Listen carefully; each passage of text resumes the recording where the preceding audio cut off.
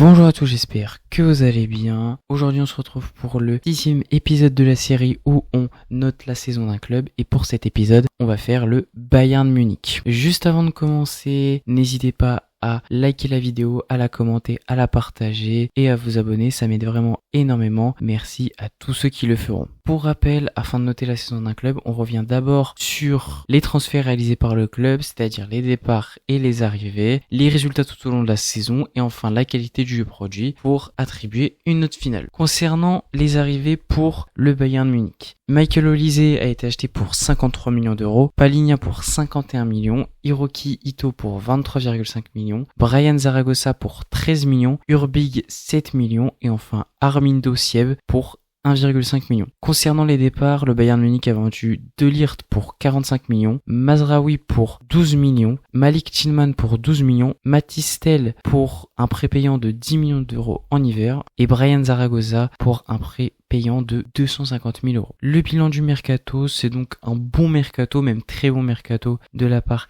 du Bayern qui se renforce intelligemment à des postes où ils en avaient besoin tout en se débarrassant d'éléments inutiles tels que De Ligt ou Mazraoui avec pas mal d'argent. Concernant la saison en Coupe d'Allemagne, tout commence bien pour le Bayern avec 2 victoires 4-0 successivement contre Ulm puis Mayence avant de décevoir et de se faire sortir dès les huitièmes de finale sur le score de 1-0 contre Leverkusen en passant une bonne partie du match à 10 contre 11. En Bundesliga, le Bayern reprend son trône sans aucun souci. Tout au long de la saison, ils occupent la première place et aucun club n'est capable de les menacer. Pour la Ligue des Champions, la phase de Ligue du club allemand est très mitigée avec seulement une 12e place avec un bilan de 5 victoires pour 3 défaites. En barrage, c'est le club écossais des Celtics qu'ils affrontent et après une victoire 2 en match aller où tout semble bouclé, les Écossais surprennent les Allemands et mettent le but de l'ouverture du score et alors que tout semble indiquer que ce match va se finir au moins en prolongation, le Bayern met un but sur la toute dernière action pour se qualifier en huitième de finale et éviter les prolongations. C'est un choc 100% allemand en huitième contre Leverkusen où il n'y a pas match avec une victoire 3-0 à l'aller puis une victoire 2-0 au retour. En quart, le Bayern affronte l'Inter et les deux matchs sont très serrés. Après une défaite 2-1 à domicile, à l'aller, le Bayern doit battre l'Inter dans son stade et le scénario idéal semble alors se dessiner après l'ouverture du score des Munichois, mais l'Inter marque 2 buts coup sur coup et malgré un deuxième but du club allemand, le Bayern n'arrive pas à aller chercher ce troisième but et sort donc de la Ligue des Champions. Le dernier trophée, c'est la Coupe du Monde des clubs où le Bayern commence en explosant Auckland 10-0, puis en s'imposant difficilement 2-1 contre Boca Juniors, mais s'incline contre Benfica 1-0 et finit donc second de leur groupe. C'est Flamengo qui s'oppose aux Munichois en huitième de finale et l'équipe européenne n'a pas de difficulté à se défaire de l'équipe brésilienne sur un score de 4-2. Le Bayern rencontre ensuite le PSG en quart et dans un match ultra serré où les deux équipes peuvent gagner, c'est le PSG qui s'impose 2-0 avec 2 buts en fin de rencontre, dont un alors que les Munichois sont à 11 contre 9. Concernant le jeu, le Bayern comme à son habitude est très offensif et a quelques déficits défensivement, mais on prend toujours autant de plaisir à regarder cette équipe, ça ne change pas. Pour la note finale, j'attribue un 12 sur 20, de nouveaux champions d'Allemagne, un beau jeu et